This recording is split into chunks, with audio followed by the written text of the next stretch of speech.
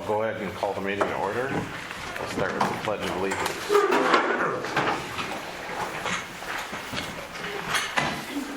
Pledge allegiance to the flag of the United States of America and to the republic for which it stands, one nation, under God, indivisible, with liberty and justice for all.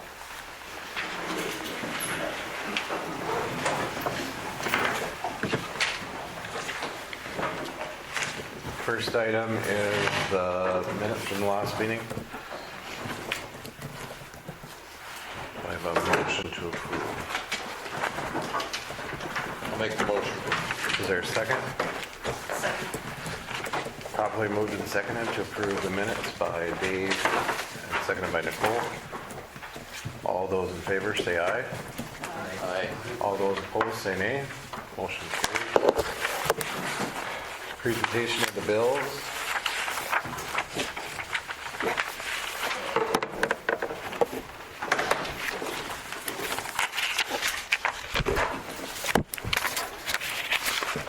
So I have a motion to approve if there's no questions.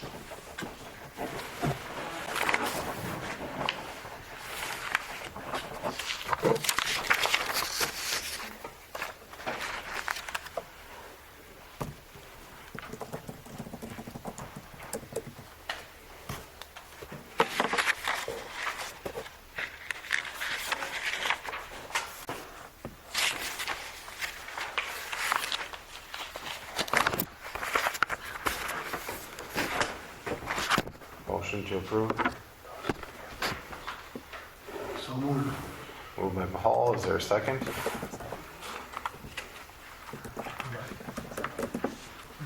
for 10 years.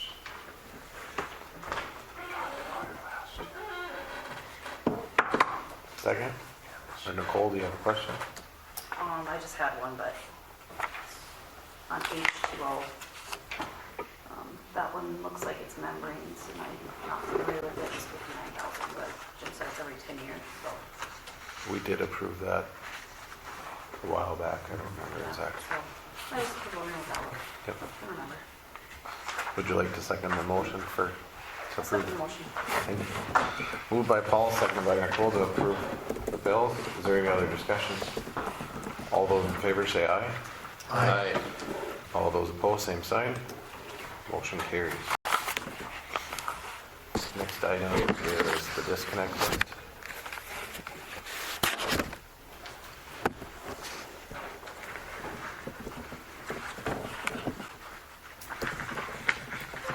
No objections, I'll make the motion. Is there a second? I'll second. Moved by Dave, seconded by Jason for the disconnects. I will say, you guys are doing a good job because it's much shorter than it used to be. Sure is. All those in favor, please, or Jason, Yes.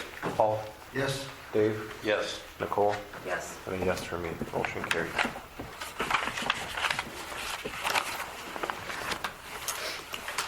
Commissioners' reports, we'll start with Nicole tonight. I have nothing to report tonight. Dave?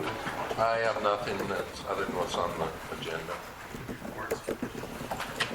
Paul? I don't have much. We did on economic development for HBC. They did show up. They did have representation at the Trail County Community Showcase that was held at the brewery last Thursday, and I was thanking Casey for taking time to go over there and help represent the city and help answer any questions that people may have as far as programs that the city has that they can utilize. She enjoyed it. I don't know. She didn't really say if she enjoyed it or not, but I thank you for doing that. I was able to pop in there for a little while, but I wasn't able to spend the whole day there, and something like that, a lot of people. So hopefully we'll get something happening out of that. On the electrical side, we're still just working on projects for next year and getting things lined up to get the load controls installed. So that'll move in here shortly. So my meeting with Jim got cut short this morning, so we didn't get some things covered. So if he has any more information on that he'd like to add, maybe, I don't know if he does. So that's all I have, except for what's on the. Thank you. Jason? All I have on the sheriff's office, the third new dispatcher did start today, and also a supervision update. That's great to hear.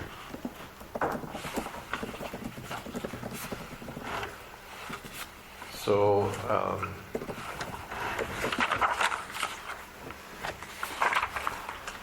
quite a few things going on with the planning and zoning. They did meet last week. And they're looking with Whiteseth out of Grand Forks, or East Grand Forks, for possibly doing our building inspections. They're on an hourly rate, and so we're getting some numbers from them to see what it would cost to do building inspections from them. But they are a full family package deal similar to AE2S, but they also, so they can, if there's questions on things, they can send it up the chain and not charge extra for that, is what they said. And it's not based on a fee per, or the amount of a new build or whatever the project cost. It's based off of hourly. So we're going to send a couple building permits from here to see what they would charge or what they think it would be to run.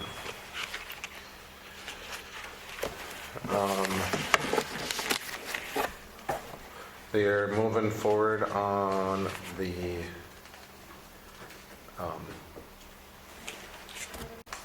ordinance for the storage containers, and we added some more language in there because we had 2 storage containers on commercial lot, but they're both calling them temporary, and so we're saying what they wanted added in would be that if it's 1 year or less, then it's a temporary structure. If it's 1 year or more, then it's permanent, so then it wouldn't need to be covered if it's 1 year or less as a temporary structure.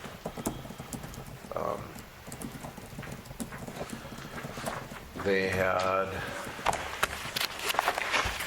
the individual and company that reached out and asked about some factory-built buildings.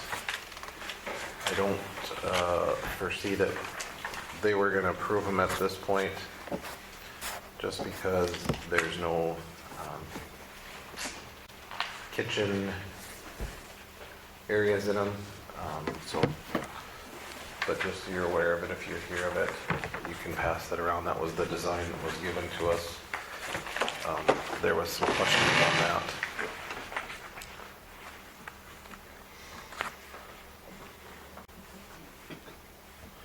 It seemed very, looked like, I hate to use the word, but it looks like a man camp almost.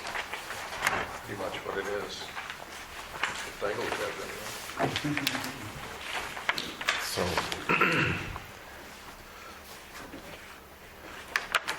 they didn't seem It's almost like what they have down here, isn't it? In a way. similar, Trailer court. similar, I think, but not quite. There is a property, just so you're aware, that is asking to be annexed in. JR got the email and we'll start that process. Down in by the city shop. On that end, they're looking currently at 2 duplexes to put in there.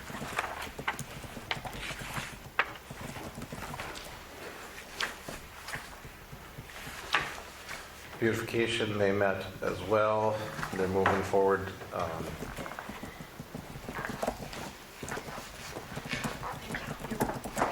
They have a few, which you'll see later on, that they're forwarding on to you guys for properties. We've also gotten several that are starting to become compliant and working, so that is working. They're also looking at other projects to do and updates and what else we can do to beautify the community.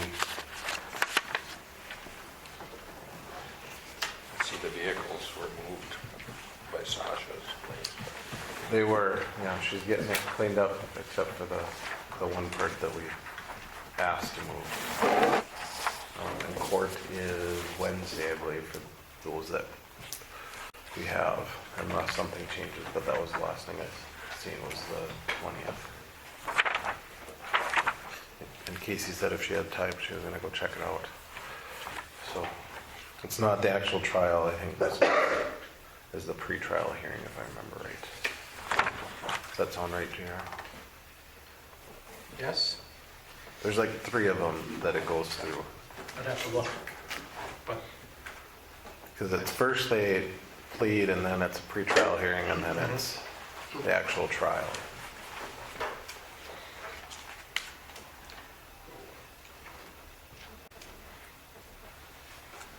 I think that is it. I'm trying to remember there was something else.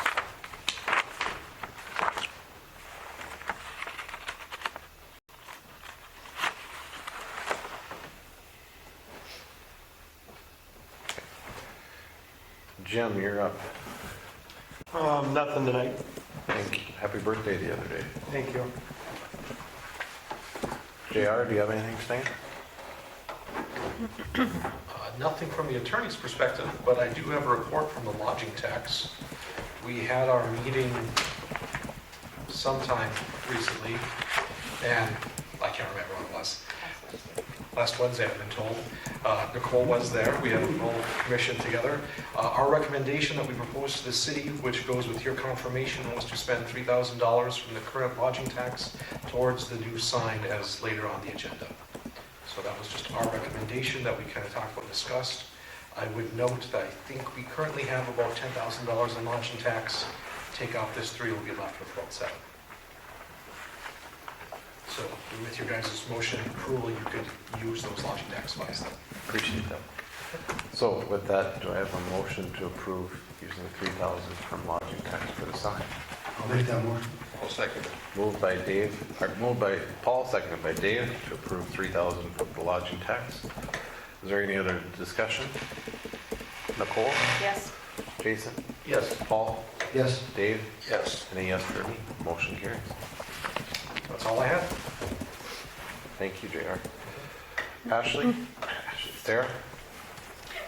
Yeah, I'm losing it today. Casey?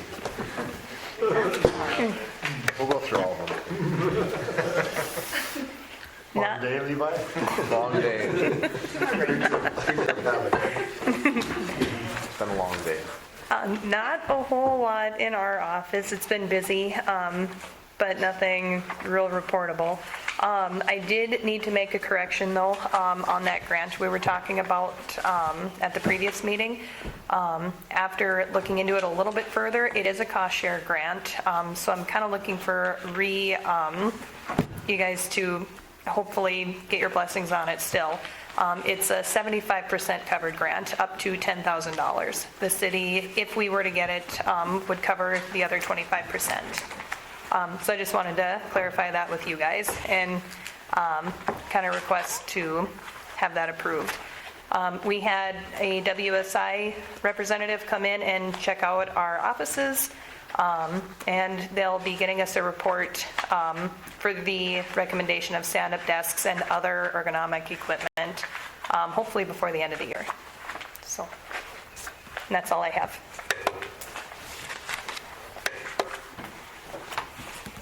Thank you.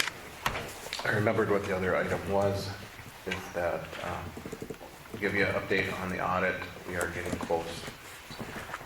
I think there was some last week too, or last time, but I can't remember. But we are getting closer on that. Do you want a motion for her? Unless, On the balance, or how do you want to do that? we approved it, I don't remember if it said, but we can do a new motion, otherwise if you are all in agreement, we could go with that as well. But if everybody is not in agreement, then we need a new motion. I have no problem with that, I just didn't know if we had to do the paperwork on it, so. Right, I figured it was fiscal, I better ask, so. great. Nicole, any issues with Dave? No, I'll stand by my motion I made before. Where would we be taking the funds out of? It'd come out of the general fund, Okay. out of their line item Okay. office. Any ideas of what that might be? 25? Had to ask. We aren't sure yet. We did have somebody come from Rough Rider Industries. They're a North Dakota-based company that specializes in office equipment, and they do stand-up desk options. He'll be getting us a quote sometime in January. So, but, yep, the estimate that he threw out was between 8 and 9, and that's without considering what the grant dollars would do for that.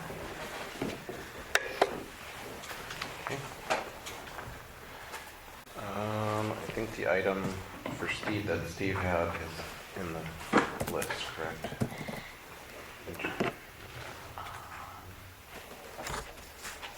Yes, it's a D. The beautification tickets, there's 3 items, 3 tickets that beautification had forwarded on to all of you. These 3 properties letters were sent, nothing had changed, and no response back from those homeowners. So then the next step would be, if you guys agree, to forward that on, and JR would send the letter out from the city. And hopefully then we would get a response at that point, which we did on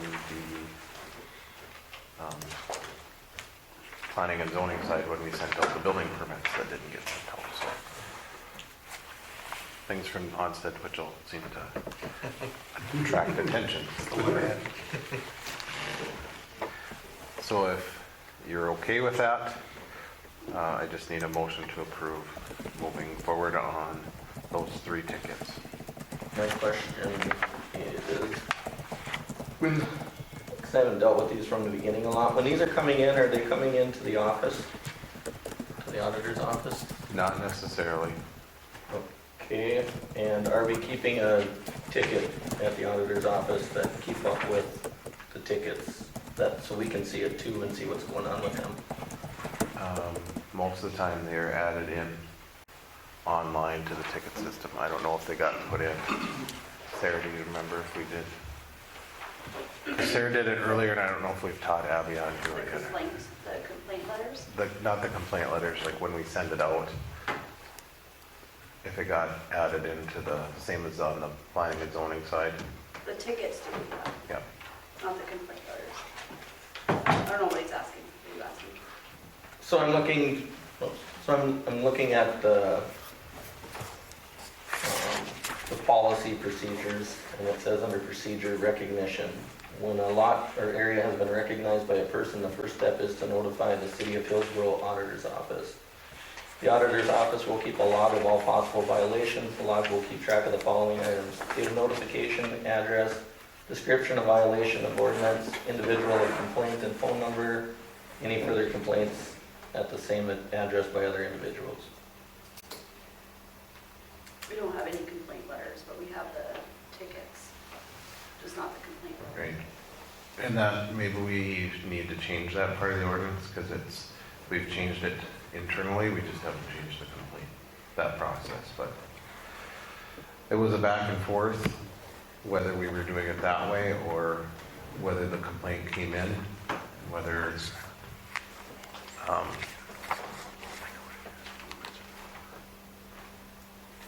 because some have come to, could be somebody on the beautification side that says that here's a complaint that comes in, it could come to me, it could come to any one of them, or it could come into the auditor's office.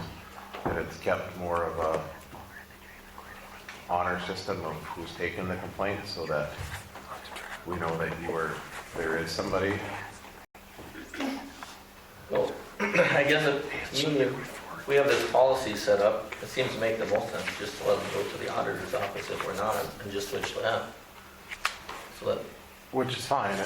Previously, it wasn't taken at the auditor's office, or they didn't want to do it, so, but it is something that we can change and do as we move yeah, forward. I think we should get it so that our policy is gonna match up with how we do it, because my issue that I have is, for me, it's tough to ask somebody out there to obey by our policies when we're not obeying by our policies. might be just my law enforcement side, but No, I understand that. Like I said, it was, originally that was how it was supposed to work, and I don't know how it turned into what we were at, but at some point it was, it didn't want to be done there, or it didn't want to happen, so we changed it a little bit. But we can move forward, as we move forward, or we get them, that's how we can make sure they go into the office. or we can discuss if we want to change it. I'm just, Right. either way, it's not a big, I just think we should do what the way we have it set up. Right, and I totally forgot about it, I haven't looked at the ordinance for a while, so. Was the complaint unfounded if it's anonymous? Not necessarily. I went under the understanding, and I've said this before, and Paul's probably heard me say it a few times, is that I will hold the complaint, and unless I'm ordered by a judge to say that, then I won't say who the complaint was, based on their feeling of somewhat being anonymous. Because some of the issues we had talked about was if it comes in the office, is it open records there that anybody could. I mean, a complaint could come into the office anonymous too. Right. I mean, it could be dropped off. Because we're not, if a complaint comes in, and that's the biggest thing, it's not, just because a complaint comes in doesn't mean that it's going to move forward. If a complaint comes in, it's, okay, that starts, we'll go look at it, pictures get sent out to all the beautification members, and then they determine whether or not, yes, it is in violation, or no, it's not in violation, and then we Okay, so, move forward from there. And the first step again is asking them to come in and talk about it. To get Casey, Sarah, do you guys have a preference? Would you like them to come to the office? Would you like it to be done the way that it's being done? I'm kind of learning this part as I go.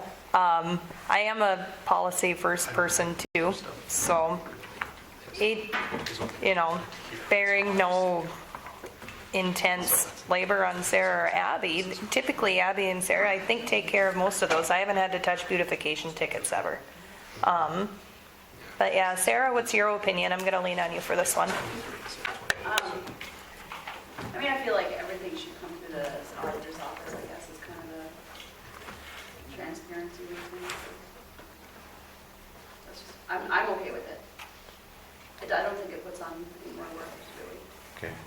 We could still just have a file that we can just fill out, Right. bring it to every meeting, transfer it to Casey or something. Correct.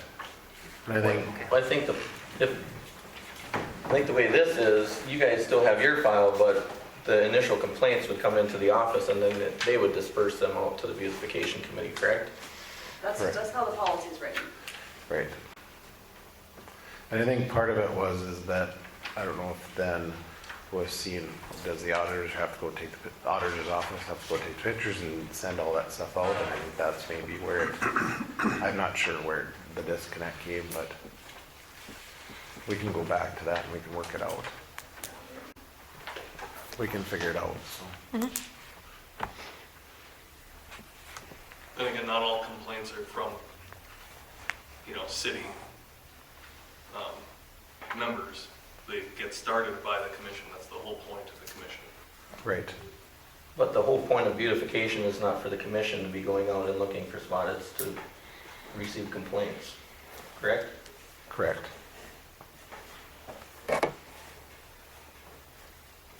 And I can So tell that you if the that, office receives a complaint, they would send it out to the commission, the letter that they received, and they could see it, and then that way too, I think it would help us that we could, because I don't know what the exact complaints on the 3 properties are, so it'd be nice to also be able to see that, so I can go do my research before I vote. they are, or should be unless you didn't have access on it, on the Teams folder. Yeah, I might probably just haven't found them if they are in there. They're all, We didn't find them. well, maybe looking in the wrong spot. maybe they did. Yeah, don't put me on the spot. Sorry. I said we. I'm one of the weak. And if you want to hold off till the next meeting and make sure that they're put in. They may not have gotten put in. Yeah, I don't think No. 2023-001 is in there. The other two are not. Is that like the office's job to put that in the Teams folder? And that's where we need to figure it out too. Maybe I'll just need to sit down with you guys and figure it out. That'd be awesome. So we know, just so we all know like which steps that we need to do. Right. So it's But okay. yes, the 2023-001 is in there. The 2 and 3 are not in there.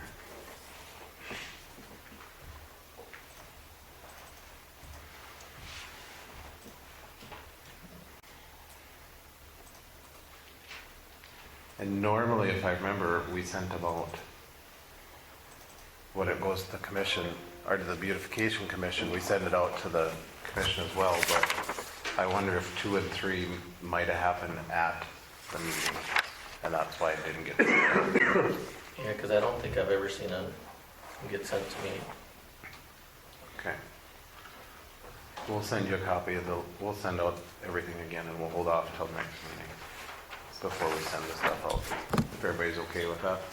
Yeah, that's fine. Okay. I didn't realize that not everybody had it as well.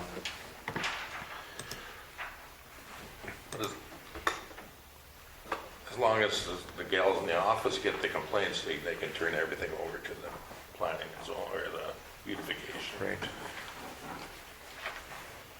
Okay. Next item is the cybersecurity updates from Ben. He has a letter in here, but so if you have any questions for him on that, otherwise a few things to approve on.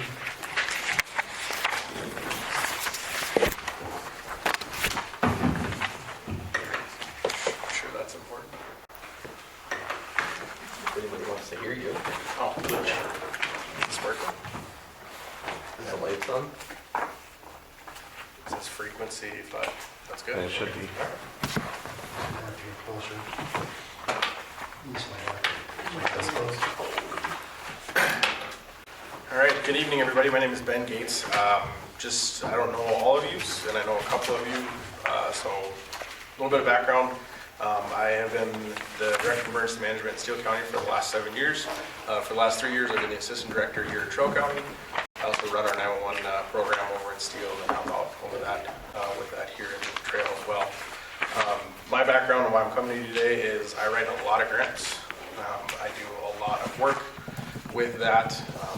Over the last 7 years in Steele, I've been able to bring in over $10 million in Steele in the last 7 years. So I have quite a bit of success doing it, not to pat myself on the back, but to pat myself on the back a little bit.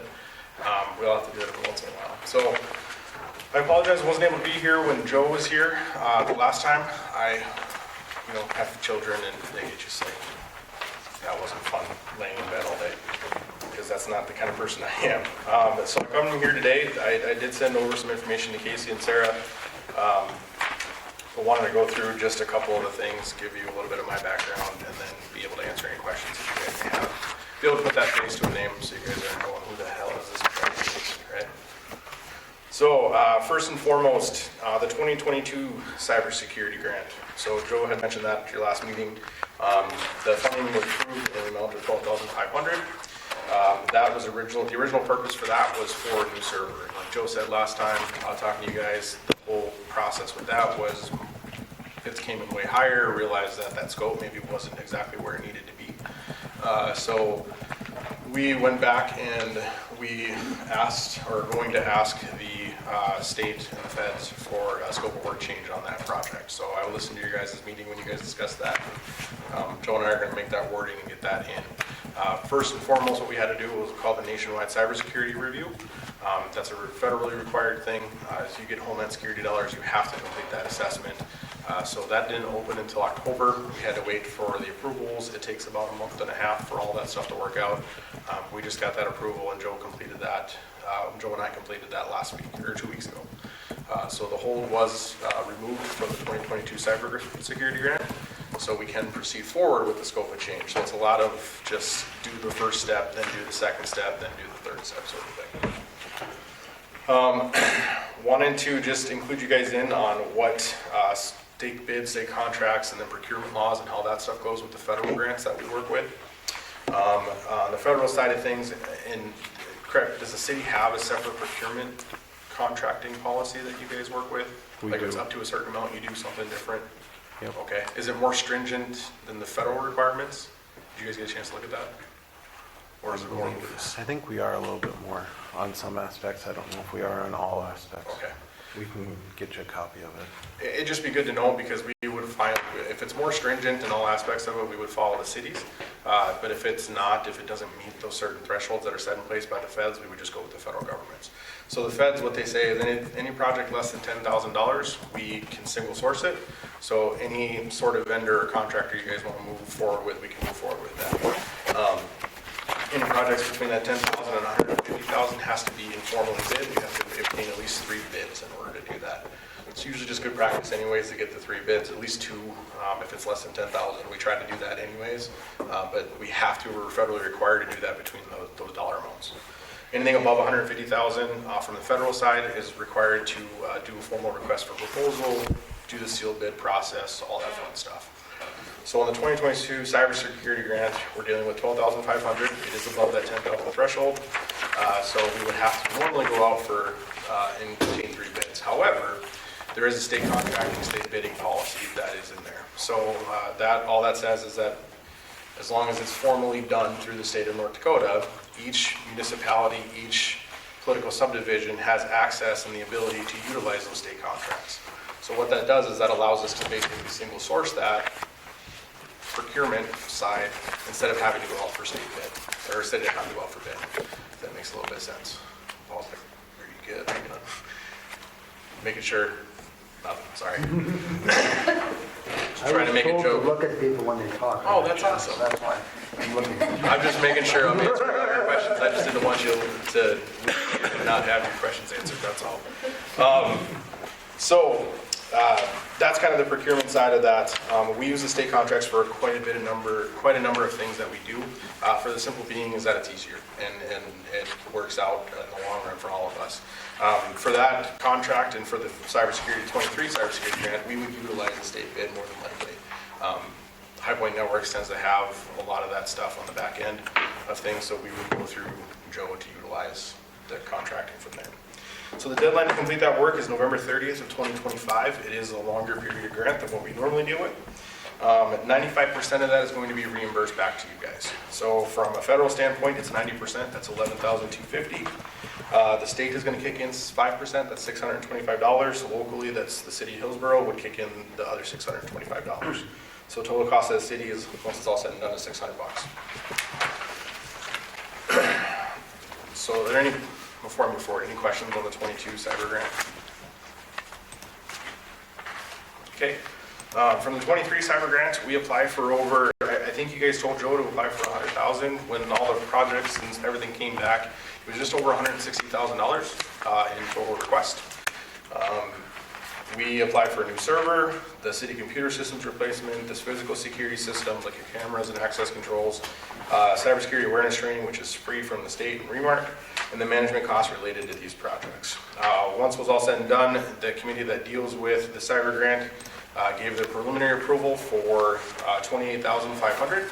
It's not uncommon to shoot for the moon and get back a small portion of it. That's extremely common, especially when we're dealing with federal government funds. So I think I 100% agree with your guys' conversation from last time you discussed this. How much do we shoot for? What do we go for? Do we go for everything? I think you do. I think you go for as much as you can, and then you wait and see what's approved. I say it's all preliminary approval because the federal government has not awarded this project to the state yet, which just means we can't move forward with anything at this point. We have to wait until that federal award is done through the state before we can legally proceed. We don't want to do anything beforehand, otherwise we run the thought process of maybe we have to pay money back. We don't want to have to do that. Basically, we're pretty much ready to go. The deadline for work on that is November 30th of 26. 84.55% is going to be reimbursed back to the city once the grant is expended. Federally, that's $22,800. The state is going to kick in $1,296.75, and the city of Hillsboro will cover their $44,03.75. So that's your guys' cost when it's all said and done. Again, it's all reimbursement, so you pay the full costs, and then the reimbursements come back from there. I attached the grant narrative of what we applied for. We did get a special note in that grant. The physical security stuff, the camera access and the access control points and stuff, there is a Homeland Security grant that comes out annually, like February, March, April-ish timeframe. We did get a special note that that's probably a better place of where those requests would go into. That is, and I went into that on the next page, that is 100% reimbursable grant. So in essence, free money back from the feds. That would be where we would start applying a larger majority of that request that you guys had to. So, and I kind of explained what all that is. So going into just kind of some of my thoughts and some requests, and just kind of wanted to break it down for you guys. I'm not really sure how permissions work with this commission. Every commission's different, every council's different, so I wanted to approach you guys and see what your guys' thoughts were. In my job, I have the leeway to apply for these grants to kind of see what happens, and then we figure out the dollar amounts later. This always works though on a continuing forward amount basis, right? So it's not all of a sudden you get a grant approval and then you're like, crap, we have to pay for this 25%, what do we do? It's always budgeting forward, right? The city of Hillsboro, correct me if I'm wrong, budget is on a calendar basis, January to December, correct? Okay. And budgets have to be, again, making sure budgets are due by October or whatever that date is, right? Yep, the 10th, yep. Okay. So from a county standpoint, ours are a little bit earlier than that. We got to have everything into our auditor's office by June. And then our commissions go from there, and they cut steel, rock, pier, tape, all that fun stuff up until the deadline of when that has to be done. So I always budget, when I do mine, I always budget for higher amounts in preliminary budget discussions, and then I receive those approval or denials, and then we proceed with the budget adjustments from there. So we always go high, and then we cut it down low. So for instance, and I gave you some examples there, I submitted grants for 1.2 million, and I break it down. So 750,000 will be 100%, 150, 85, etc. Once we get those approval denials, then we update the budget from there. I usually have a portfolio holder that I deal with, and can direct those questions and stuff too, and then we visit on a monthly basis, usually with the commission anyways. So that's what I do in my job. I wanted to know a couple of things. Is this something that you guys would like to see moving forward? Is this something you want me to participate in? Is this something you want to work with me on? The first question there is, do you want me to proceed with working towards these grants? My fee would remain the same. It's $2,500 upon grant approval. So once we get the grant approved, it's $2,500. That's flat for every grant, whether it's $500,000, $200,000, $1,000. That fee also includes me managing the grant, all those grant reporting, all the reimbursement requests, as long as Casey and Sarah are always willing to help me out with some of that stuff, would be awesome.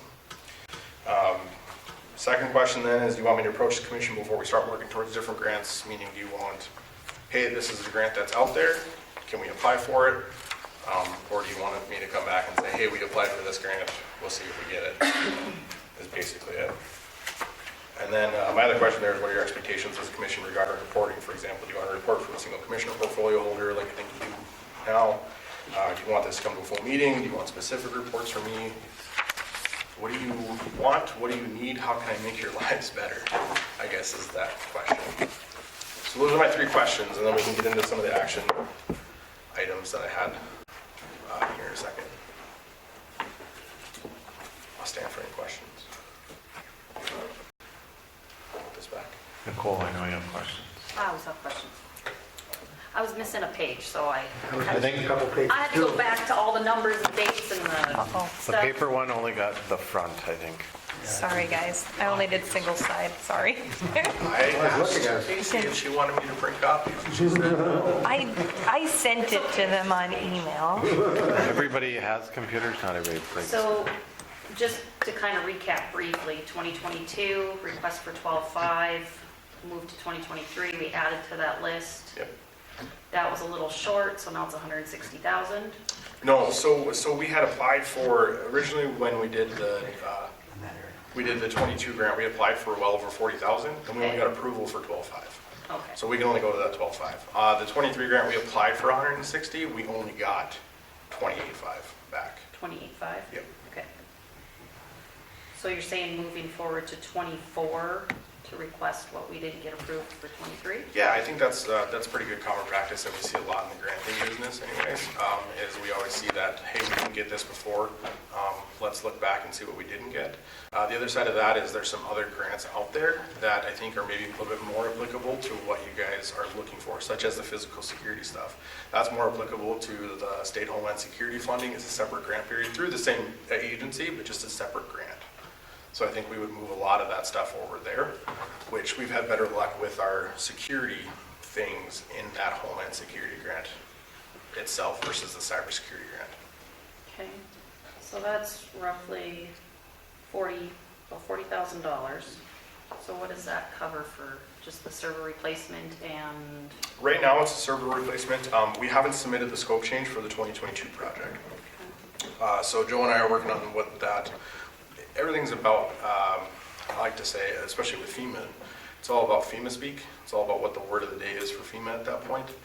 So we got to figure out what that is, what that looks like. I know that FEMA doesn't look at anything before Christmas, and they don't look at anything after Christmas, and it's not usually until about the middle of February when they finally start looking at stuff. So we try to get our requests in as early as we can, but knowing that there's just those deadlines too, that they just don't look at things. So we'll work on the wording here this week. We'll get it submitted before Christmas for what that scope of work needs to be based off of your guys' comments from your last meeting. That you discussed this at least, I think it was back in September, and then we'll move forward from there. Providing that the scope of work gets approved, we'll move into doing those things as the grant dictates. If the scope of work doesn't get approved, then we'll have to look at some different things and what that may look like, whether it's some wireless access points or anything else that deals with specifically the hardware side of the cybersecurity grant. So 22 would be 625, City of Hillsboro. 23 would be the 440375. Yes, ma'am. And then you're saying 24 would be 100%? Nope, so 24 is a whole different grant. So just, Right. yeah, so the 2024 State Homeland Security Grant, that is different from the cybersecurity grant. So those have been in the past for the last 20 some odd years at 100% reimbursable. We are expecting that to continue. We haven't heard anything from our folks in the federal government yet saying that it isn't. It'd be a very, very big problem if that wasn't at 100%. So we don't anticipate that going away. But yes, that would be at 100% reimbursable. Are those usually pretty successful at full amount approvals? Yes. We've, accompanying the grant, we've done some reporting stuff and some things on the back end, and I think we can kind of get into that a little bit too, give you the full picture. But one of the things is a Department of Homeland Security vulnerability assessment. So they actually come in and they say, here are our recommendations to you guys of what would be better to harden your critical infrastructure here in the city, whether that's cameras, access control points, better doors, better windows, bollards out in front of a door, those sort of things. They put that into they come, they visit, they spend about a half a day with the employees, with a couple of the commissioners, asking basically what keeps you up at night here in this job, 8 hours a day, 48 hours a week. What keeps you up? Do you feel safe? If you don't feel safe, would there any dollar amount fix that? What dollar amount would that be? What would you fix? Sort of thing. That all gets compiled into a report, and then that comes to the commission for you guys to review, to look at, all those sorts of things. And then we use that report and we submit that for our Homeland Security grants, and we've been very successful. I haven't missed a grant. I've gotten just over $1.5 million on that grant alone in the last 3 years.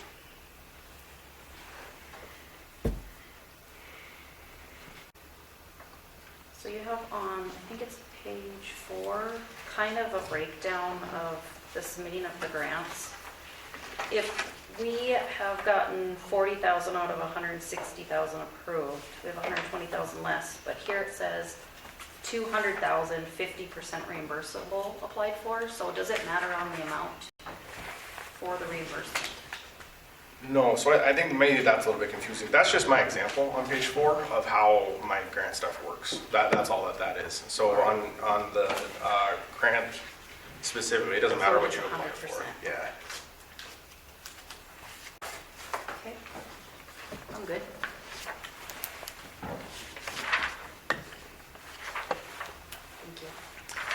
Any other questions? So then the first question would be, do we want Ben to proceed with the state Homeland Security grant? I would say yes. I believe we should. Okay. So I have a motion to approve that. I'll make the motion. Is there a second? I'll second. Moved by Dave, seconded by Nicole. Any other discussion? Paul? Yes. Nicole? Yes. Jason? Yes. Dave? Yes. And a yes for me. Motion carried. So just so you guys are aware, that would more than likely be a 2025 implementation period. So just because of the way the deadlines work for that grant, those usually come out April, May, sometimes earlier, sometimes a little bit later. We usually see those awards in September, October, and understanding that unless it's something really super easy that they just got to run a line to and can do real fast, it's more than likely a summer project, and it's more than likely going to be over that time frame. So it'll be for 2025's budgetary stuff when you guys are doing your thinking on that. And then the second question you had for us is, I think, I'm guessing on this one, if there is a grant that you think would be applicable, then he would approach us, and then who does he want to approach? Do you want him to approach one commissioner or the whole commission? How often would that be? Obviously. You know, the grants that we tend to look out for, the two biggest ones are this state Homeland Security dollar one in that April-May timeframe, and then the other one is that cybersecurity grant. And that's usually that September, October is when that starts. So those are the two big ones. There are random ones that pop up every now and then, Paul, honestly, that some of them are state, some of them are federal, and some of them are, hey, we have a week to apply. There's leftover dollars from the federal side, and those are usually pretty fast turnaround ones. Truthfully, up to you guys how you want to proceed with that. If you want me to come and ask every time, that's completely fine with me. I just didn't want to assume something and then have it go differently. That's all. So some of them are pretty time sensitive as far as you, so Some you might not, because if you have to know in a week, you might not be meeting right. that one. Sometimes it's easy to just talk to one person and say, hey, I'm doing this, or this came up. Do you think this would be okay? Type of thing. Well, I feel you should just talk to our auditor or the office, let her know, and she knows how to get a hold of everybody, and I think that'd be a good start of a communications line.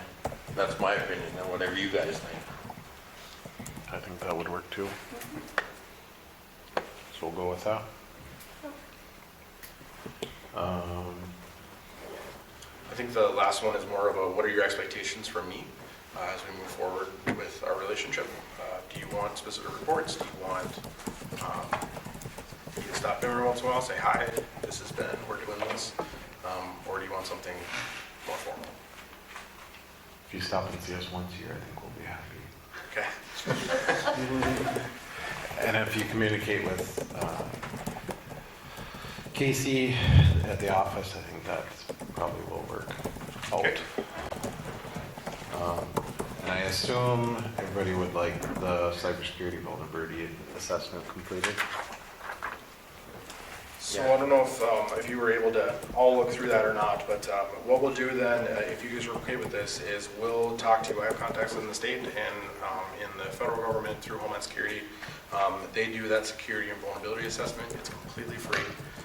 They get that report, they bring that to you guys. The only thing that I'll caution you guys on, and your attorney can speak more to that from a confidential meeting standpoint, that was a note that I put in there too.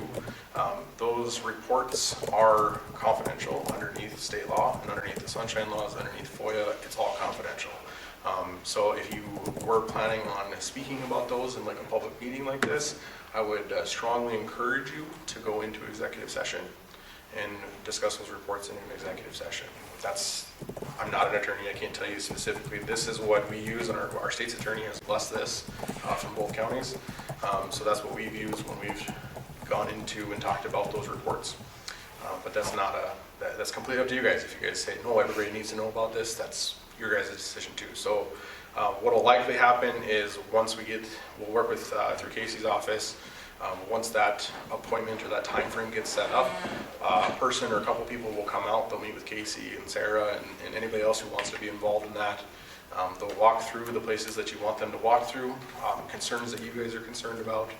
They'll take about 30 days to develop a report, send it back to probably one person, in this case more than likely Casey, and then she'll have that ability and authority from you guys to disperse that however you see wish, whether it's discussion in an open meeting or closed session. So, just wanted to make that point. The other thing then is the request of the CMA from ITD. So that's the cyber maturity assessment. It's basically a self-assessment form. So the ITD will schedule some time. They'll send you out a secure link.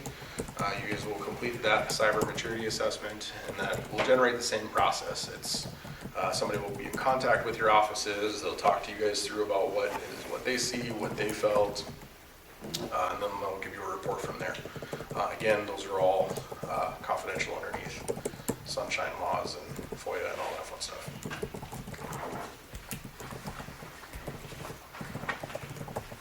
And number 3 on there is the exact same as number 1. I don't know why I listed that twice. So That's right. It's a Monday. It was important enough to repeat. yeah, I think I was thinking about something. That's what happened. So unless anybody has an objection, we won't necessarily take a motion on it, and we'll move forward on both of those. So if Casey, if you're cool with it, what I'll do is I'll make sure I include you in all those emails and contacts, and I'll probably contact you. Okay, sounds good. So the last thing I have in there just for you guys is my invoice for the 2023 cyber grant of $2,500 since that was approved. So And that'll go on the first bill and next month. Because I didn't see it on this one, right? So it'll be on next month. perfect. I didn't know if you had money you were trying to spend by the end of the year or not, so I wanted to make sure you guys. We do, but the bill's already wrote, so. I understand. If I can make one comment on the oh my goodness, the ergonomic stuff that you were talking about. North Dakota Association of Counties has a deal with workforce safety that they do.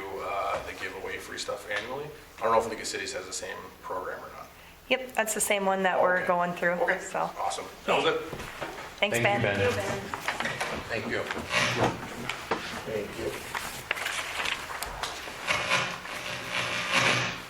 The next item is the internal memo, control memo, and I think everybody had time to look at that. So unless there's any questions for Casey on it, I'd entertain a motion to approve and implement that control.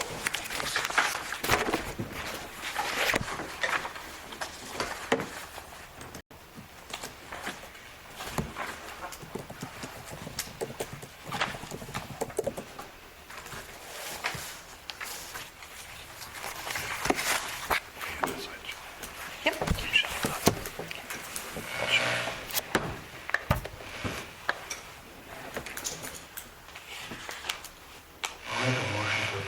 Paul makes the motion, is there a second? Second by Dave, any other discussion? Jason? Yes. Nicole? Yes. Paul? Yes. Dave? Yes. And a yes for me. Motion carries.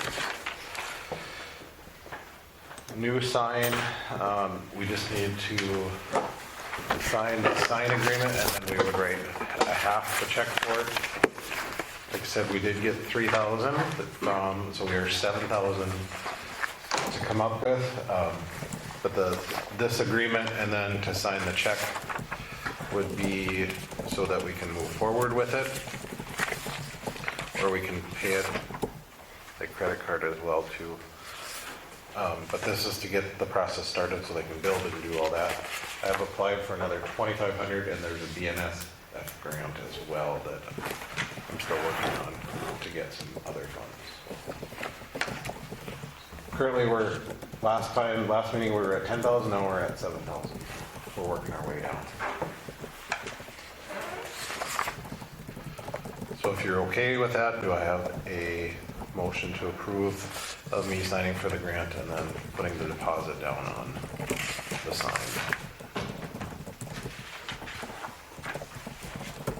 I'll make a motion. Dave makes the motion, is there a second? I'll second. Seconded by Paul, is there any other discussion? Jason? Yes. Nicole? Yes. Dave? Paul? Yes. And a yes for me. Motion carries.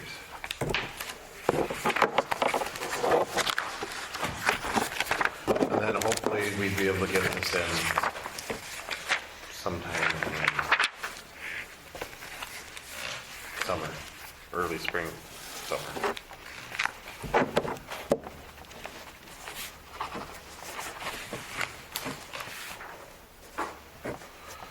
Next item of business is the website renewal and then the ADA compliance on it.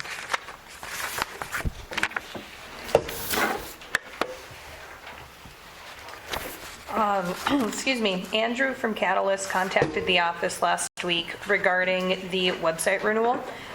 If you guys would like to keep your website as is, the price won't change for a 3-year period. And this is what we paid last year. Sarah, correct me if I'm wrong, okay? $3,883 is the cost per year if you want to keep the website exactly the same as is. The ADA piece ties in with it a little bit. If you guys want to do a redesign with your website to be ADA compliant, right now your website is not. To my knowledge, I don't believe North Dakota requires an ADA compliant website, but apparently they're seeing quite a few cities go that route. If you do want to do a redesign, I listed the prices in an email to you earlier. I gotta see if I can find it. It was 4,000 and some for year one, and then it goes up 6% every year after then, if you want the redesign. So that's what I know on that. And you don't have to choose to do a redesign right now. If you guys decide later down the road, if you do want to do a redesign, they're able to do that, but you'll have to pay for the redesign fee.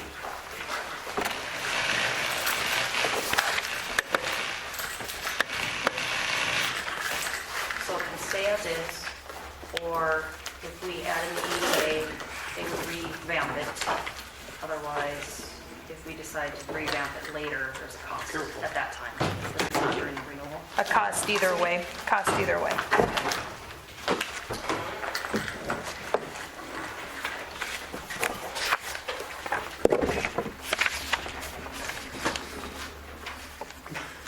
This ADA thing is always interesting conversation. Which I think we almost have to go ADA compliant. It's coming down the pipe, or it is down the pipe. There's been some places I know that have gotten dinged on it, especially schools. I took a webinar from ADA earlier this year, and it was quite surprising how much is ADA, like how much you need of it. So I have a feeling it's coming.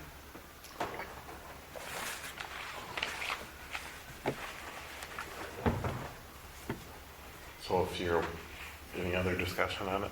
Like I said, I think we should bite the bullet and start adding it. It's probably cheaper to do it now than in the future.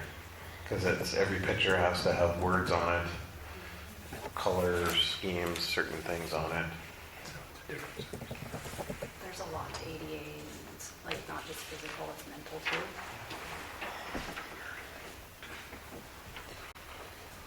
And that's them redoing the website to make it ADA, not you guys, correct? Correct. So if there is no other questions, do I have a motion to, one, approve our contract again for the website, if you want to move forward with them, and then if you would like to add in the ADA compliance. That would come out of What general. was the price on that again? The price range, The ADA part. The ADA. You said it increased.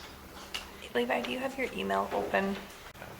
I included it in an email that I sent last week to you guys. I can't remember right offhand.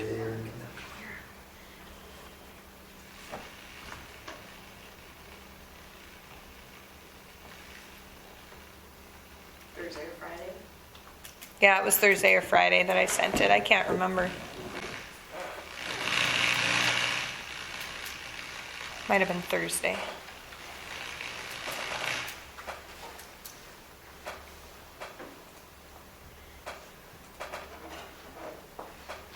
Here you go.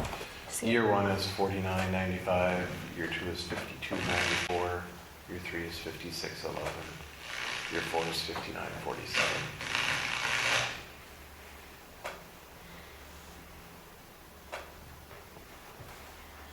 Did they have to mention why the 6% increase, by chance? I'm not sure. When I was working with the city of Harwood, this same website did have Harwood's business, and that was a change that they made pretty drastically for a lot of communities, where they set their price and went 6% higher every year. So it's not uncommon for catalysts right now. Okay. So the difference will be from $38.84 to $49.95 the first year, and then 6% every year thereafter.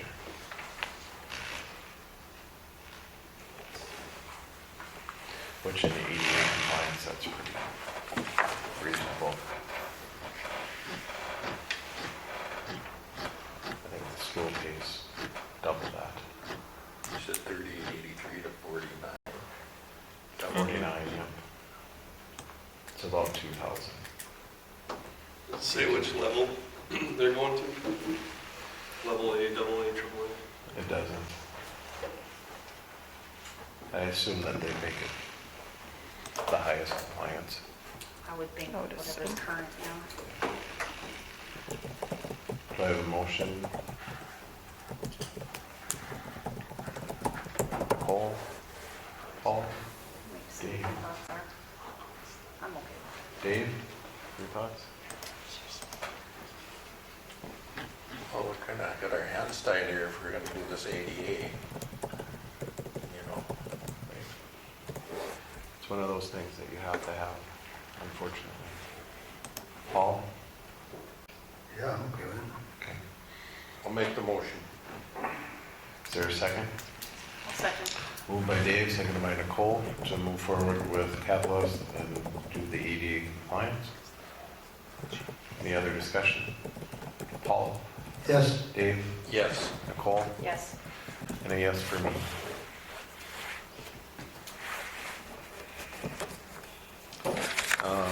The next item, I just want some clarification from you guys on the sidewalk. We already have the ordinance in, but I had few people that have said a few things, so I just want to make sure how we want to go forward with it.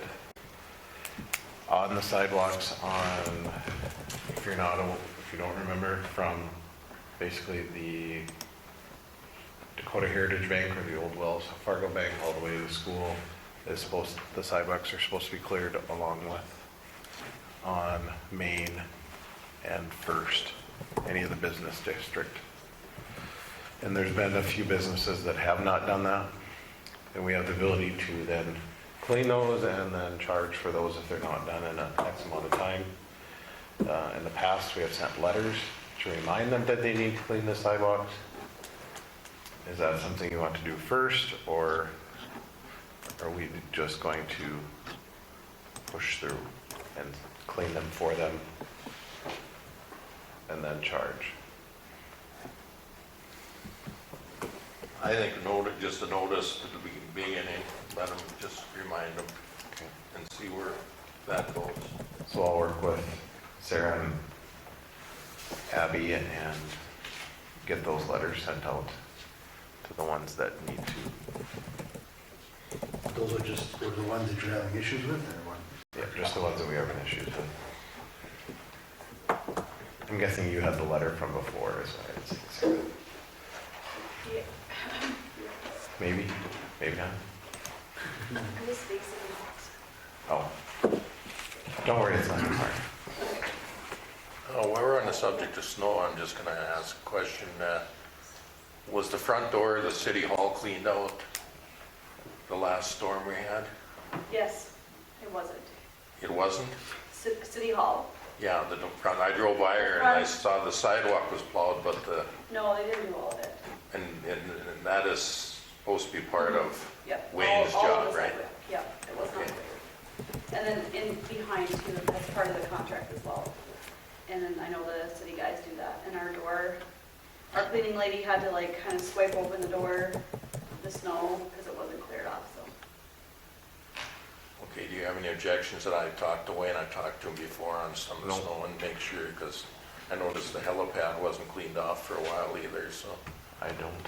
Anybody else have objections to that? I'll just give him a call and remind him that he's gotta keep. Because I would think like that, like in front of where we have that snowman and stuff, like all that was full of snow. I mean, Yeah. that's supposed to be all cleared as part of the sidewalk. There was nothing cleared in front of here either. No, Okay, well, I'll mention it to him that we want that done and, and then entryway to get into the back. okay, I'll mention it to him. And then I had a resident that asked about the caboose. They had seen kids and individuals in there a couple times. The last time they were with bats trying to break things on the inside, so. Windows are broken in there from the bats. Yeah, the ones up top have been broken for a while, but Yeah. I don't know The front ones too, like as you go into the caboose, I didn't notice those those ones are busted beat up. out. Yeah. Which we're not gonna stop those, but, so what would you guys like to do to get that issue resolved? Just get it locked up? Well, I chained both the doors, and then they figured out how to get the north door open, so. Welded shut. It might be a little drastic. I think if we could drill through and put some kind of loop in that door, and we could reuse that chain that's over there and put an existing, but it's, Jim, is that something that one of the guys could run down and put a loop on there and then just Sure. restring that chain? Would that work? As long as you remind me. Okay, I'll find it. Okay. If not, Paul will remember on Monday. I won't be there Monday, Paul. You won't be gone every Monday. Text me and remind me, okay? Next item is we have a contract that you guys have is for the I-29 project. As long as I just need your blessing to sign off on these. And JR has looked at them according to, Yeah, I did. We already kind of approved this when we submitted our meeting minutes, so it's just approving it again so we can actually sign it now.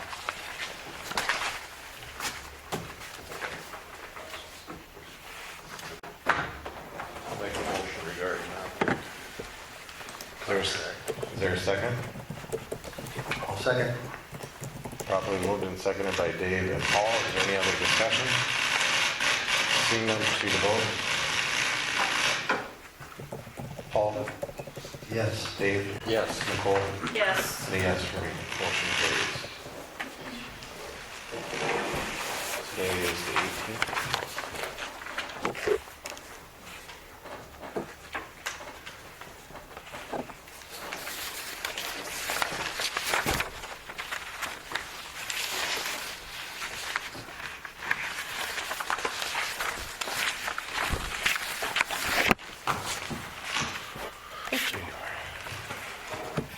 All right, the next item is the rates. So there's two sheets, or several sheets. The first one is the rate sheet. I did update that with some of the thoughts. And when we do it, we would vote to approve this with any changes. So if you have any changes, we'll make it on this and then we finalize it.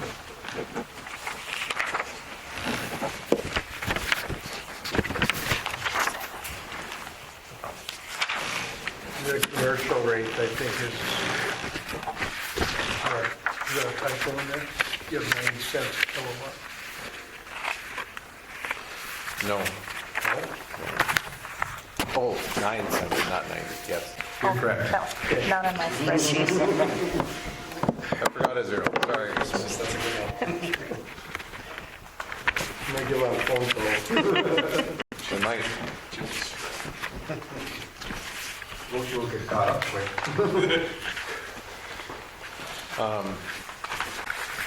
In case you did a lot of work, you can see, let's do the garbage first, because I think that'll be the easiest. She did a couple options, and Dave, you can talk on this too. But we looked, what I had mentioned to her was on the top one.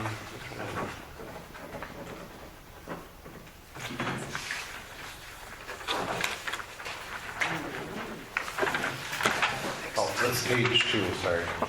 The first sheet was no change, no difference in residential and commercial. And the options 4, 5, and 6 would be if we did that, where we change the commercial instead of having the same. And so the one that I had put on the sheet was, which I missed a 5 in that, would have been option number 4. So $41 a yard for commercial or $20.50. A tote, $7.75 for recycling and $3 for second.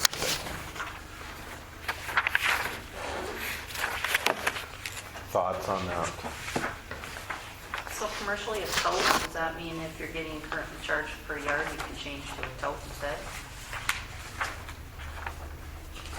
Because some have a tote, some don't have a tote. Right, so can you change to one, like from the yard to the tote? I would assume so.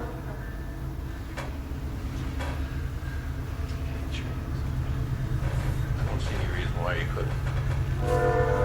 I wouldn't think so, but just in case.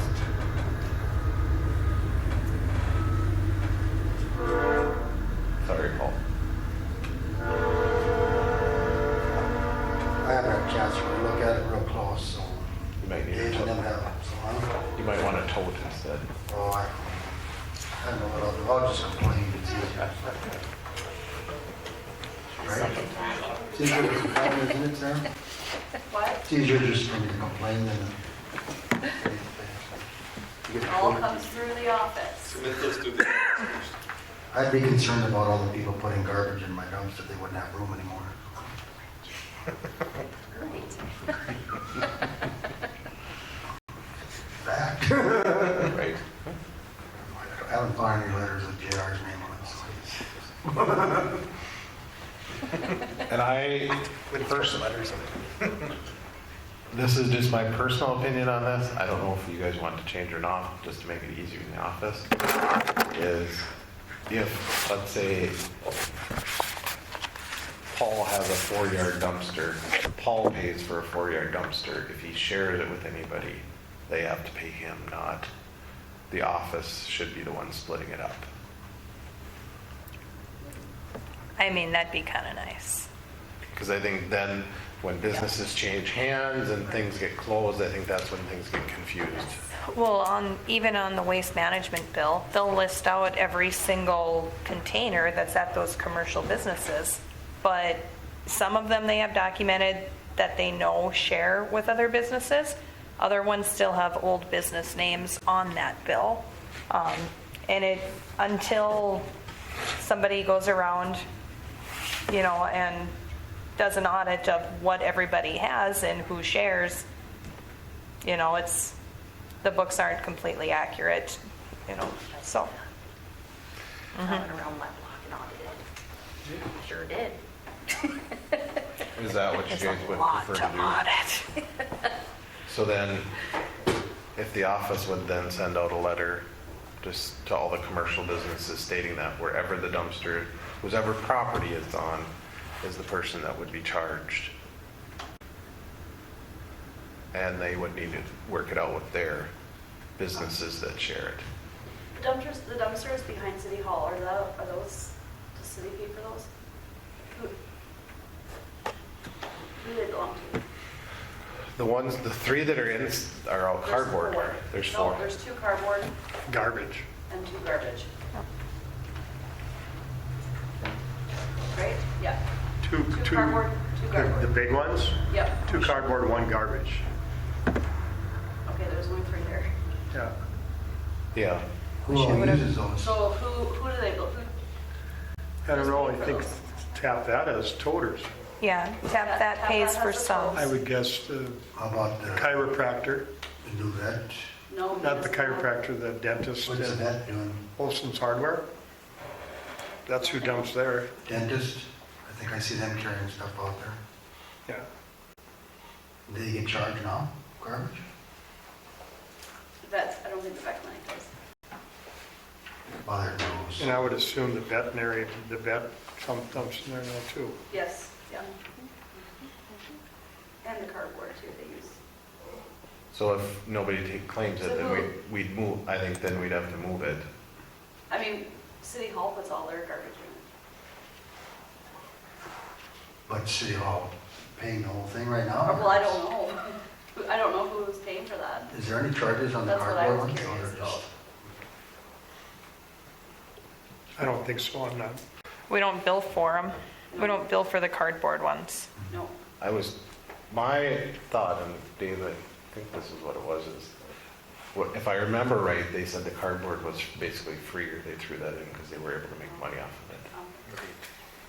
I believe that's all it was. Well, and there's 2 out here that never get dumped, so maybe we need to. Those are the city community center ones. And we try to remember. So maybe we should move the dumpster over here and then figure it out. They need to figure it out. I'll let you Yeah. guys figure it out. So I don't know who, I know there's several businesses around that use that one dumpster, but I don't know If you who's take the initially dumpster being away, you'll charged find for out it, who's using it. I guess. It's on city property. It's on city property, so. Yep. And if we want a smaller dumpster, maybe Paul doesn't want a 2-yard dumpster. Has Waste Management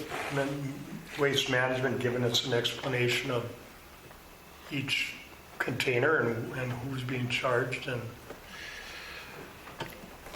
is it just gray?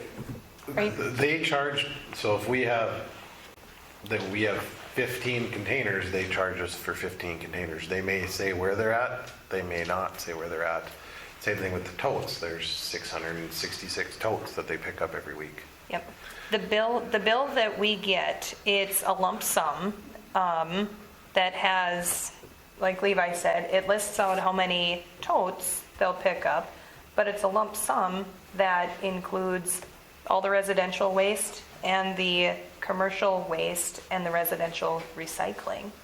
So recycling is listed out a little bit separately, but as far as And maybe, my understanding was the reason they have the big containers is for ease for them. It's easier for them to unload those than, so then shouldn't they be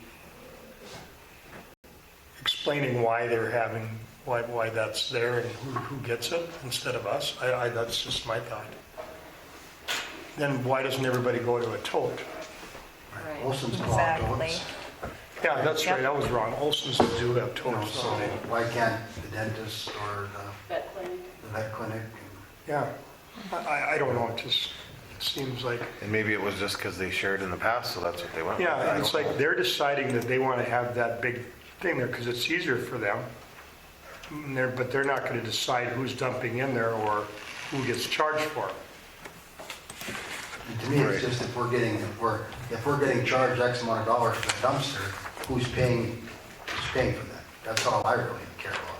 Right, and I So think if we got that dumpster and it's $100, whatever, and we got 10 people using it, as long as everybody's paying $10, I don't care what they put in. But I And think we it's need to full, it's clarify. full. But I think what's going on is some let's say there might be a 6-yard dumpster, there's 5 businesses. Well, maybe the city's they're paying the city for maybe 1 or 2, and then one is using 6 yards and the rest are getting half a yard or nothing. So that's where it's getting, Or you could have a 6 and you've got people paying more than what it's worth too. You got that right, opposite. and that's the other thing, so. So the letter you're gonna send out will be asking them where they're dumping their garbage, basically. Basically that wherever they're dumping their garbage, wherever that dumpster is, whose ever's property on, that is the business that would get charged. Anybody else would be not charged, and you would need to talk to that. And those businesses that have a dumpster on it would be charged the full price of whatever their dumpster is. So if the banner has a 4-yard dumpster, they would be charged 4 times $41. Or if Paul has a 2-yard dumpster, so he'd be charged $82. Because currently what people are charged is, a business would be charged $18.75 times 2. Yeah, we have, I know for a fact 12, maybe 15 businesses on one block dumping all in one bin, all of us. And some are getting charged $18.75 and some are getting charged $75. So it's like $300 and some dollars at least every 2 weeks or something for one dump. Yeah, we're still not making money on this. Not even breaking even. Isn't that crazy? Yeah. Can you just clarify, maybe I missed this, why the quantity on options 1, 2, and 3 is 1,108, and the quantity over on the other side is 646? Hold on, just, yep. I was looking at the bill quick, just to answer another. Commercial versus residential. Oh. We got the commercial residential together, so. 646 versus 640, oh, yep.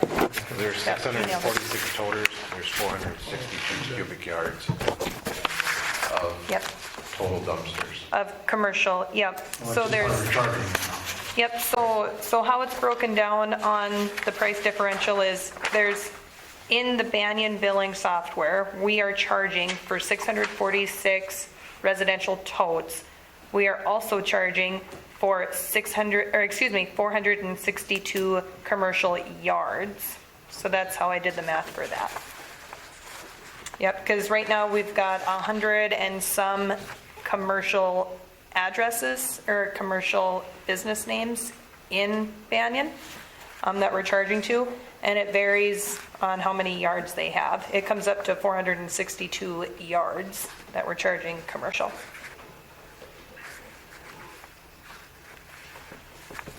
That's what you're charging, or that's what they're charging us? That's what we're charging currently. I did request a Excel spreadsheet. I should have sent that over for tonight. I can go and transfer it quick if you guys would like. But what I've had to do is take their spreadsheet for what they have documented on how many yards, how many bins everybody's having, and figuring out if it matches with our records. It's fairly close, but there is a few concerns. It's not nearly like the recycling. But yeah, there's a couple areas that need to be audited. And the option 1, or option 4, the reason that I'm suggesting we should go with that is we're not transferring out. We're trying to make this self-sufficient within itself. This line item is not. I don't support transferring any money, so. I wasn't for using the tax money for it. So this would make it whole, and then by the time that we're whole, we could reevaluate in a year and see where we're at. We may be able to go down. Just as a point of clarification, so to answer Nicole's question, if someone was to, is a commercial business able to use a tote, will they be charged the 20 and a half then? Because Correct. it's basically 20 and a half per half yard. Yes. Correct.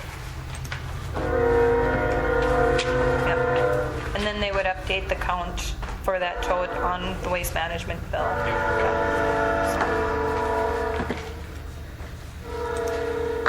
Is everybody preliminary agreeable to that? We were talking about garbage, Jason. And the recommendation that I made was to go with option 4, which would put the commercial at twice what the residential is, or the residential is basically 20 and a half. If a commercial decided to use a tote, they would pay the 20 and a half. And recycling would be $7.75. And the second recycling would be $3. I know there's a few commercial businesses that do recycling, not a ton.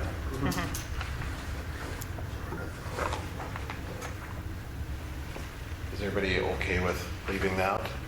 That's probably the biggest change. I'm good with it. I think it'll work. Okay.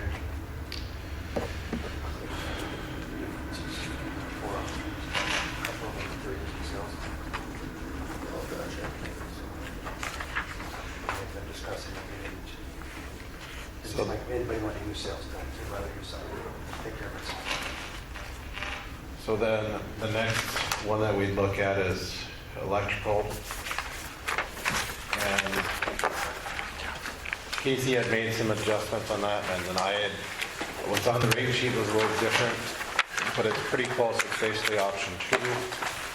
The one thing that I changed was I raised the commercial up a little bit to 9 cents or 90 cents. That's supposed to be 9 cents. But then we dropped the meter fee to the same as a commercial for residential. So the meter would be the same. So meter would be $20 instead of, I think currently we're at 18 and 42. 16 and 42. 16 and 42. So they'd both be 20. The reconnect fee would be 150. I think we were at 100 now. I think, yeah, I think it's, Sarah's reconnect 100? Yep. Yep. So we moved that up just because it's costing us more. Then the deposits are also there. The other thing that's put on this is $3,500 for a new connection fee to help cover those costs, but it could be paid over 36 months. And then commercial would be 50% of the total cost.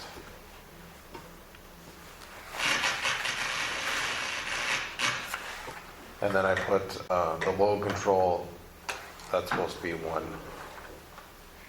of 24, not 0, 1 of 24.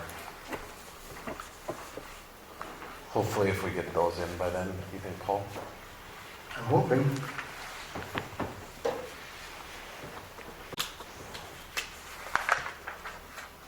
Thoughts on the commercial side, or on the electrical side? Levi, did you, how did you come up with the 50% split on the commercial new connection? Just based on what I've heard we've done in the past, but have we done anything different than that? In the past, the new connection was always paid for. It was just upgrades or changes that we split. But, no, I'm not opposed to it. I'm just curious where you came on. I'm curious what And maybe I assumed other that. utilities or municipalities charge for that.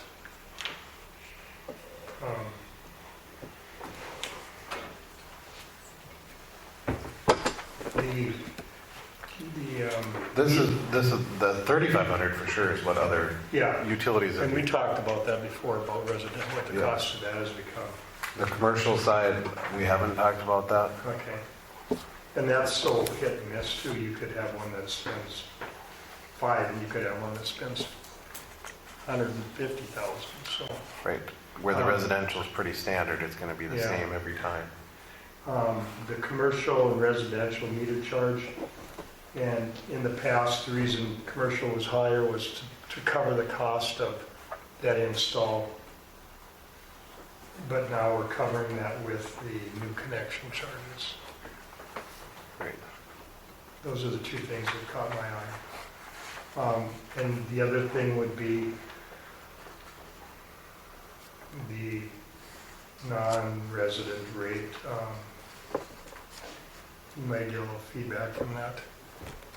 And we tried to implement that non-resident charge years ago. You know, we lost 2 residents and there was a lot of, the room was full, put it that way. Just be careful with that one, I think.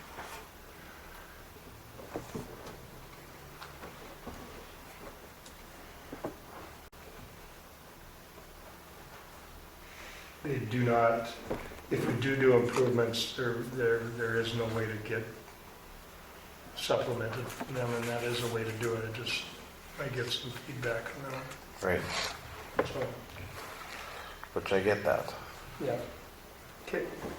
It was either that or do you charge a higher connection fee?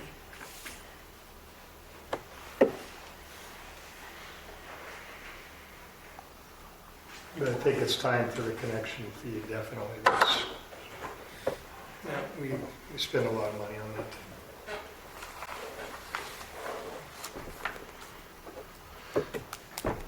And these would be implemented whatever date, so it wouldn't be, you know, if you set it as tomorrow, then goes into effect tomorrow. If you set it as, I would hope you'd make it whatever day Sarah says for utility changes, so that it makes it very easy for her next billing cycle. Wednesday, what's your next billing? So next Wednesday, This Wednesday. or this Wednesday. Yes. So I would hope to go in effect on the 20th. I run bills on the 22nd. But the cutoff is the 20th. Yes, 20th. Thoughts on electrical? And I realize that it is quite a bit high, or higher. I did go through and see what I would pay differently, and what I've seen over 3 months, or the last 3 months, I'd see about 15%. I don't have electric heat, so those that have electric heat may see difference because we're getting into the heating season, but on average, you'd see, on a residential side, probably right around that 15%. Total for electrical and garbage and recycling. What were you gonna say, Paul? Yeah, I don't think it should go up that much in one shot, but I think that's a pretty steep jump, especially on off-peak. You know, because we're quite a bit less, so that's my feeling. I don't think it should go up that fast. We have a rate study coming up. I could see making a small increase to, you know, and then wait and see what the electrical study, I'm not sure when they're looking at getting that done. You know, obviously next year, but when, we don't know. But I would just like to see some comments from Missouri River on some things that maybe we could change or do differently. I just would like their opinion to go before I went that high. I agree. What's the current price and the proposed change? Currently, residential's at 82. 82 cents, and commercial's at 75.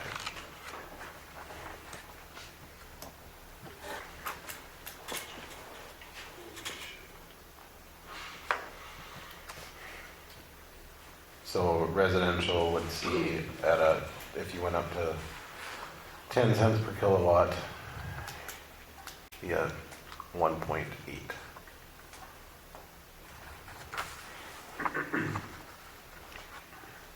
Which if you wanted dollars and cents on my bill, it's $30 a month.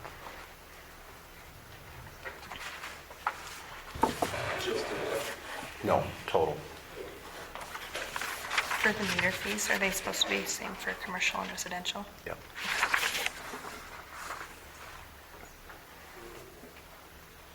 As of right now on this. So if you don't want to see that, Paul, then what is your recommendation? I could see possibly going up a penny, which would be 9.2. That's just because we got a lot of things we got to get done. So I think that's a happy medium. It's not, you know, 0.8 less than what you're asking for, which is drastic, but I don't even, the off-peak, I've got other concerns about the off-peak, so that I'm not quite as concerned about. But you may have people that are on electric heat that, you know.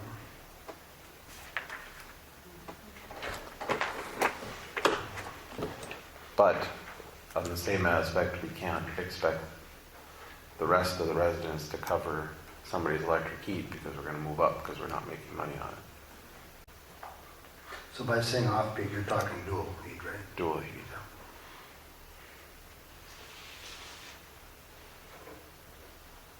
Which means they should have another source to heat their home.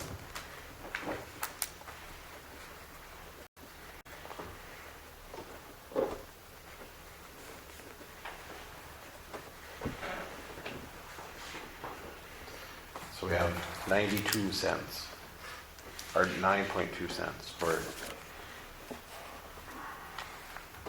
what would you say on the commercials, up $1 or a cent? Well, you also are changing per month fee there too, so I guess I'm not really sure how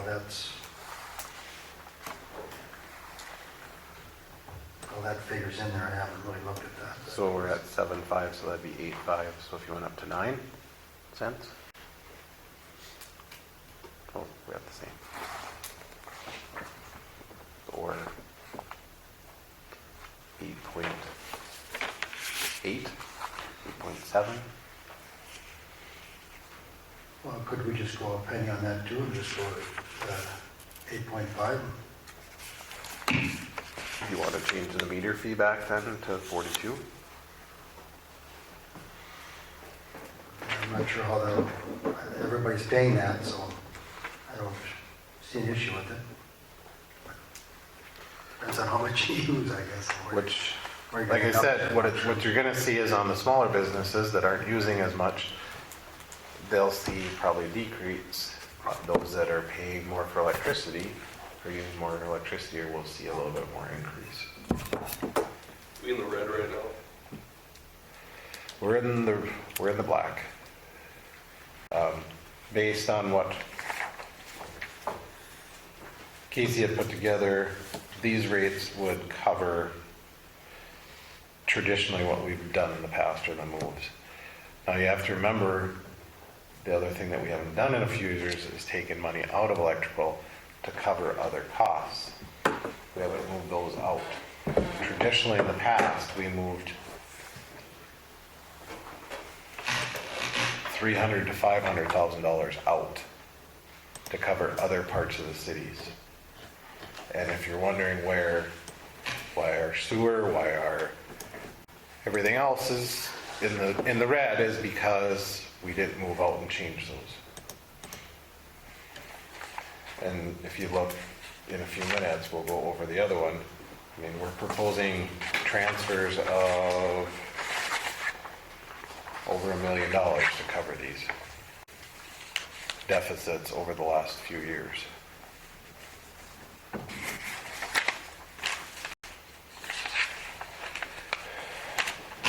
I will say I've pushed for several years that we needed to increase rates. It doesn't mean that we always went for it. That was the last increase. When was the last increase? Garbage was 2019. Electrical was 19, I think. was it 2019? Or was it just this last year? No, that was water and sewer, or not Yep. just sewer. Yep, Sewer was last year. It's Yeah. been a while since we've moved. I don't think we've really increased electric except for what we've been increased from Correct. Missouri. I don't think we've done anything over and above to help cover our costs.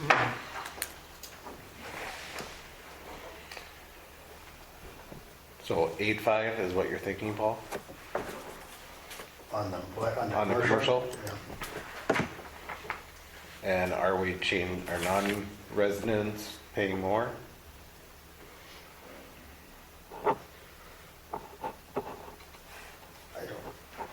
I don't really care on that one way or another. I don't see why they can't pay the same we are, so. That's it. It's a yes, I just need to know so we, Well, I don't know why, is there a reason why we wouldn't have them pay the same we do, or? You can see how it goes. I mean, it's, in the past, they came in to complain, but generally they're not paying property taxes that help cover some of the expenses. Part of Jim's salary, part there's of, specials if you have a project. right. And we've never really had we've never really had a per se electric project that we can do specials, but we may in the future, so. And everything else, we've been able to charge specials, and that doesn't include them.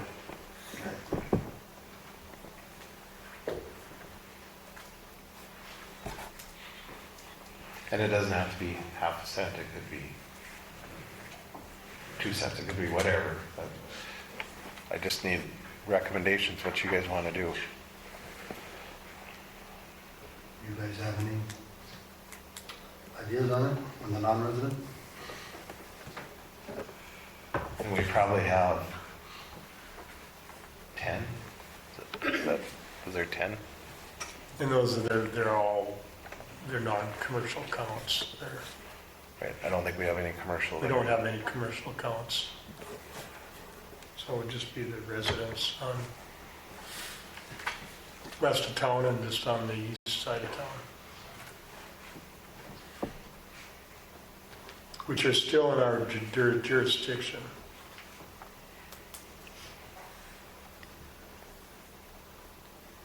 And what are they currently paying? The same. Same. It's one way to help get them to annex into the city so that we get that tax revenue as well. I mean, we have residents that are inside city limits that are not in city limits.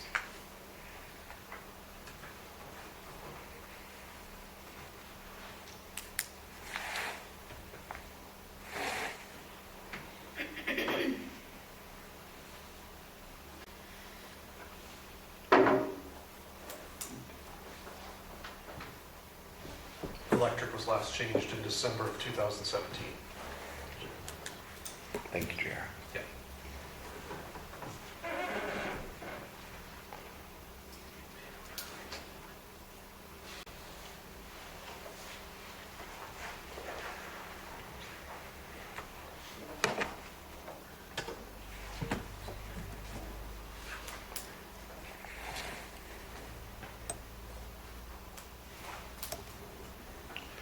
So we'll .092 for residential, .095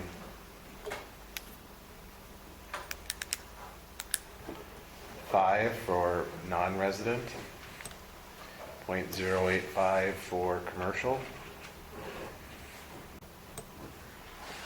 .07 Are you, off-peak. what'd you say for residential and non-resident? .092 for resident, .095 for non-resident, .085 for commercial.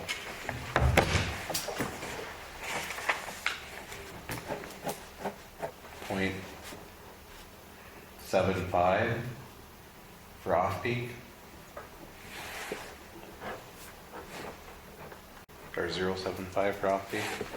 Meter fees of 20 and 20, reconnect 150, deposit 150, commercial deposits 250, 3,500 for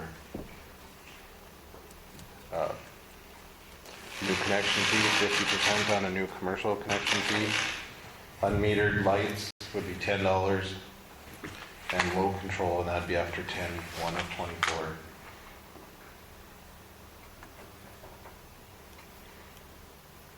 Does that sound okay, not okay? What's it gonna affect on that, going to $20 on commercial for the monthly fee? I can take I know we're raising the rate up, but if we're losing down, if we're going that. 132, How many? 132. Commercial? Yep. So it would be 132 times 22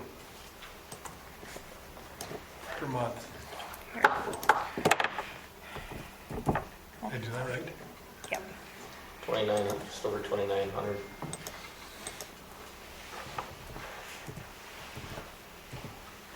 Levi, I didn't hear a non-resident off-peak. Oh. I'm guessing there is some. .08, which would be a half cent higher than, Sure. Yep.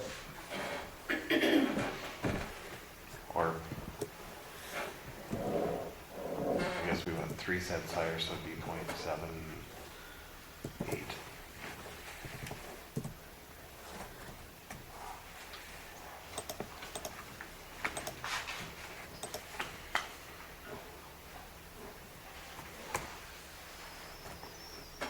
Thoughts, changes?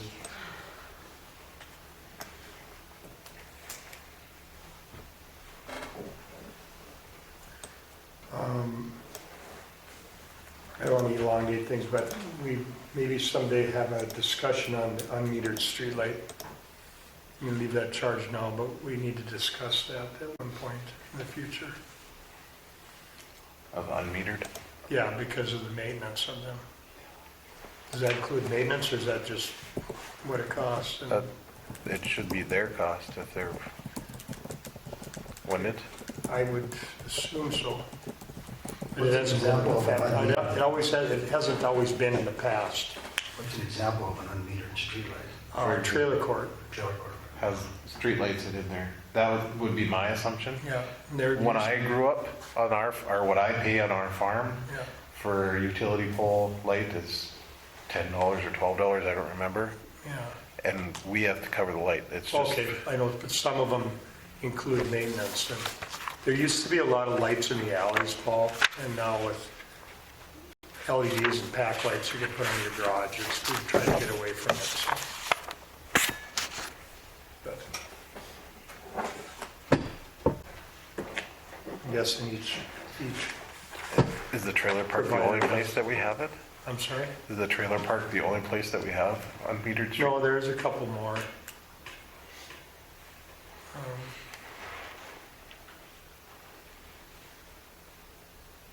I think we should get away from it. Well, yeah, but, and we still get calls, where are you gonna come fix the lights at the trailer court? So, and we tried, I think when the previous owner had it, we quit doing it because we weren't getting paid for it. Right. So, it was just maybe something we should set up a policy for, so that we follow the policy. Yeah. I haven't seen an old one, and we need to dig it out if there is one. Unmaintained. Unmaintained? Unmaintained, $10 per light, unmaintained. Okay. Perfect.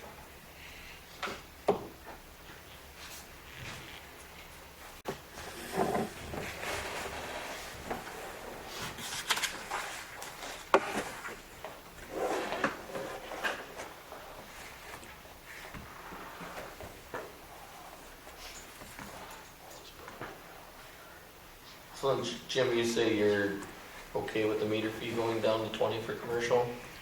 Or what's your thoughts on that? That's, yeah, as long as we have a cost for them coming in and wanting a brand new service, you know, we put in 2 huge services in the last 5-6 years and it didn't cost them anything. And, you know, I think the percentage is good, I don't know what it should be. You know, I have some historical costs, but And we can, the thing with this is we can always change it Yeah, if we need yeah. to. it's just that the cost of everything has gotten just unreal. It just, we're losing a lot of money that way, so. And I think what I'm looking at is this'll get us time until we get our rate study done. Right. And then this might all be changed, it Yeah. may be increased.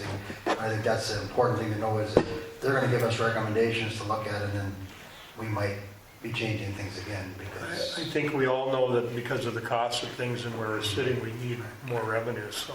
because on a new home connection, I think, what did I tell you, it was 60 or 7,000 based on wire and stuff, and Jim was kind of surprised, like, that's what it's costing. I think it was about 5, and that, but that didn't, I don't know if that included even the transformer, No, that was just the wire and the Yeah. install. and the trenching and the. because they'll give us all that information and they'll spread it out so it's easy to understand. So I'm kind of looking forward to seeing that. So then, do you think we should adjust the meter fee then, or just wait until? I like that, that's probably good in that way. Like Levi said, the small user isn't helping pay for the large user. Is more, they're paying more because they use more electricity. So everybody pays the same, which, you know, would be more of a, again, the word, the office work, the paperwork, the Replacement of the meter, because the meter's gonna cost the same. yeah, and reading the meter, so, yeah.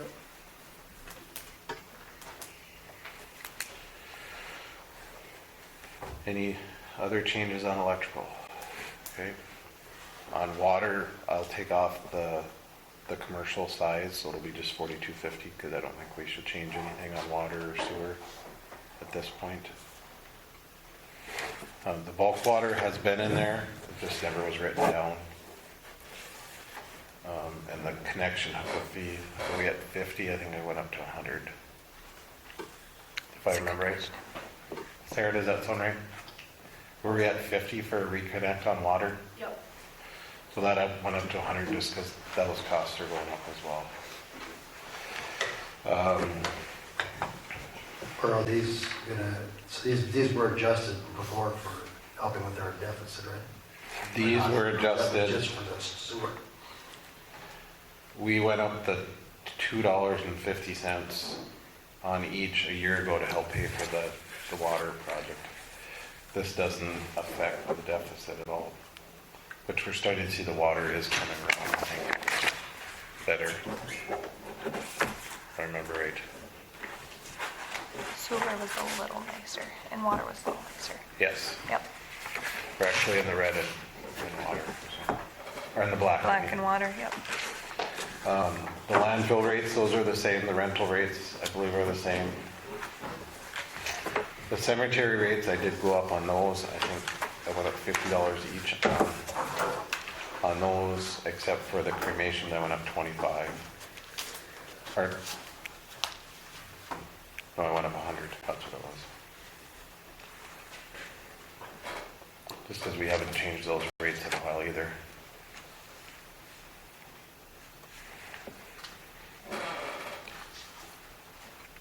I went up 25 on each. And 100 on the cremation. Because I think we were at 275, right? So I went up 25 on everything. On everything. Yep. Because cremation was just 75. 5. And then you went up 25 on that. Yep. Okay. So it's $300 per lot, and then to add or have 2 cremations, an extra $100. Or if you have a lot and you want to add cremations on top, it's $100. Okay. And a non-resident is $600 and $700.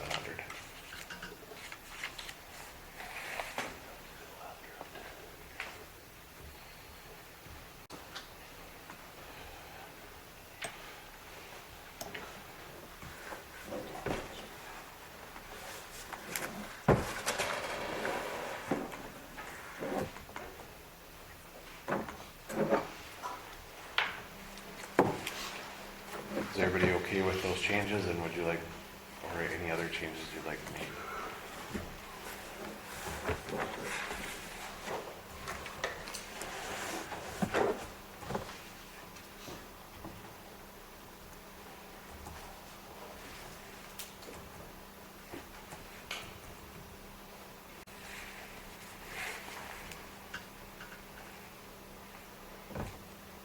If not, do I have a motion to approve the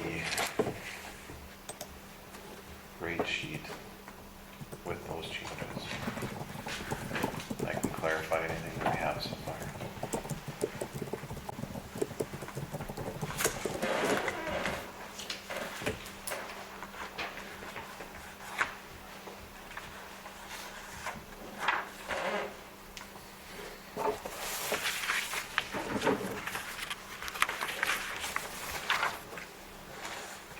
I'll make a motion. Paul makes the motion, is there a second?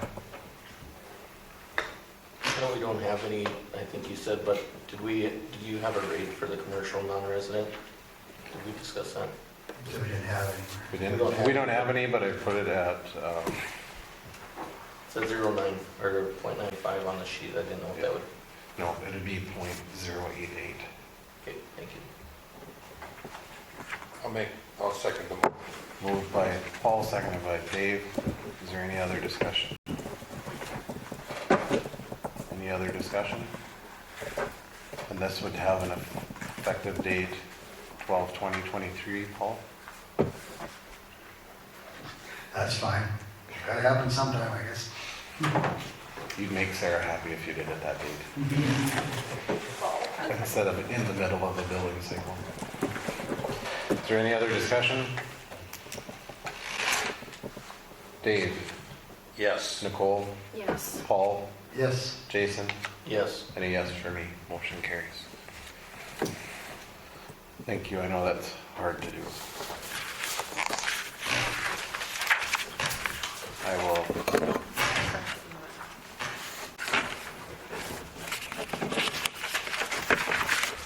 I'll share everybody. Okay, thank you.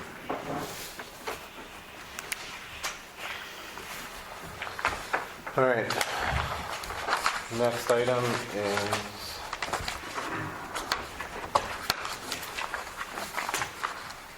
year-end transfers. I want to applaud Casey for getting a lot of our stuff caught up and to the point that we can get the transfers made and kind of zero some of these accounts out. And also the work of Sarah previously getting some of those and helping with it. I don't think we'd be where we're at. So with that, and we can do these all as one lump sum, but we would be transferring the Prairie View funds out into the general fund. We have a $82,298.15 that's in there. From sales tax, we go into the street fund, $31,156.96. From sales tax into the sewer fund would be $300,000. From the generation fund into the sewer fund would be $388,165.93. From Riverbend to the general fund is $139,092. I was wrong on the Prairie View. That is actually, there's a deficit in there. So we're transferring back to make that one whole and zeroed out. Debt retirement, we'd be transferring $831,686.50 into the general fund, and then debt retirement to the street fund would be $434,000. With that, you can see our general fund beginning balance will be at zero. Our street fund will be at zero. Our sales tax will have $293,650. But that should change because we'll see another income within sometime this month. Within this week, yeah. Generation, there'll be $133,965. Riverbend will be at zero. Prairie View will be at zero. Debt retirement will be at $254, which you'll start seeing that growing again too. And sewer will be at zero. So the only funds that you would see a negative in would be very minimal, which is our USDA water, I-29 project, garbage, and the rec district, which a bill will be sent to them for that.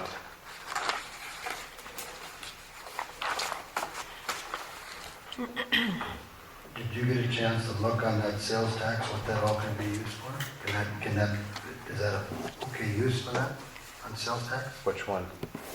For the sales tax, where do you have it going into? The debt retirement? No, sales tax. Option, I'll pull it up for you. Abby was kind enough to pull the ordinance. Option number 2 under the sales tax ordinance that you guys approved in 2020 allows for utility bill transfers. Okay. Well, no, Or that's debt retirement. Okay. Debt retirement is more strict on it than the sales tax. Well, what does sales tax do? I thought sales tax had some limitations too. It does, but not as stringent as what debt retirement does. Debt retirement has 5 priorities, and just remember, we're transferring this so that we don't have to raise rates in sewer and general funds anywhere else, and that's when we said the budget is the biggest thing, is so that we're not trying to raise taxes, we're not trying to push more utility rates on. It's trying to keep those at a whole. But with that, you guys have seen red numbers for a very, very long time. They won't be red anymore. Or parenthesis numbers, I should say. And I think I kind of understand where Paul is going with this, because it seems like we had this conversation this morning that there's always, when we're going to pay something with sales tax, it's always, well, can we do this, can we do that? That was the question. We were just kind of wondering what stipulations were. The sales tax fund, or 212, is a little bit more lenient on what we can spend money for out of that account. Could you, if you get a chance sometime, just make that out for me? I can have it in my folder. Yep. It's in the budget. I can tell you.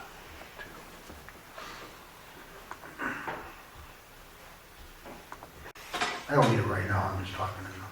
So I have it. Yep, I'll get it for you.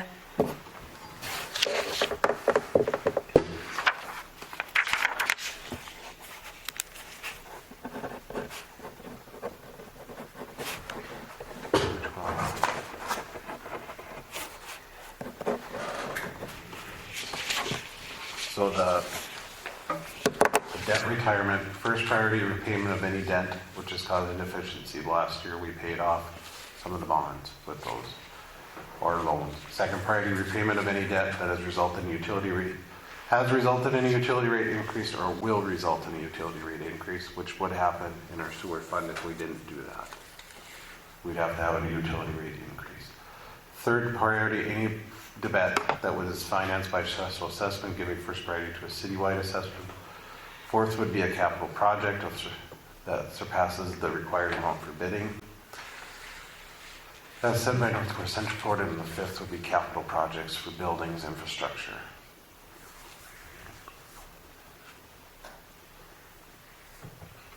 So moving into the general fund, moving into utilities covers both 1 and 2. Is that correct, JR? Say again? I was reading. Oh. For the debt retirement or 535, by moving into the general fund or moving into the funds for the utilities, we are doing priority 1 and, or first priority and second priority. Correct. Yes, that I agree with.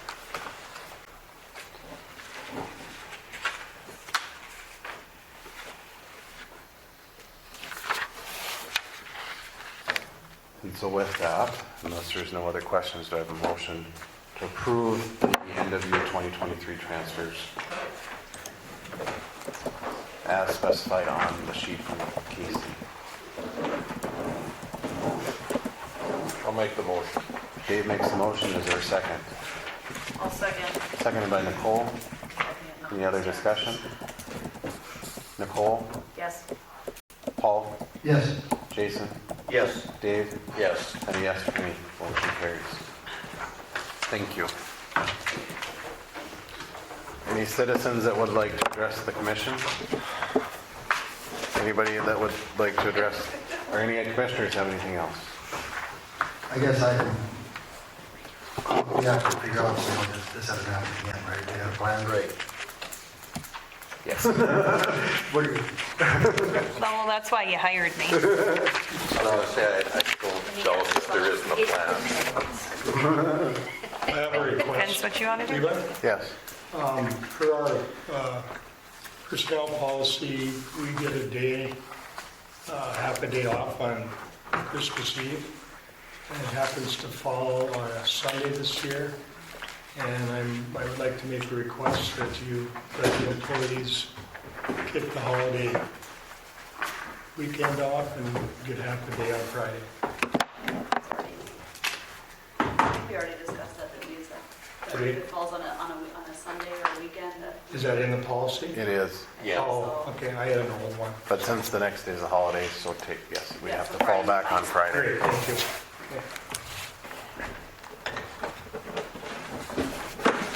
Anything else? Shut your mic. Do I motion to adjourn?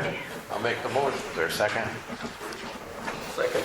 Moved by Dave, seconded by Jason. All those in favor say aye. Aye. All those opposed, same sign. Motion carries.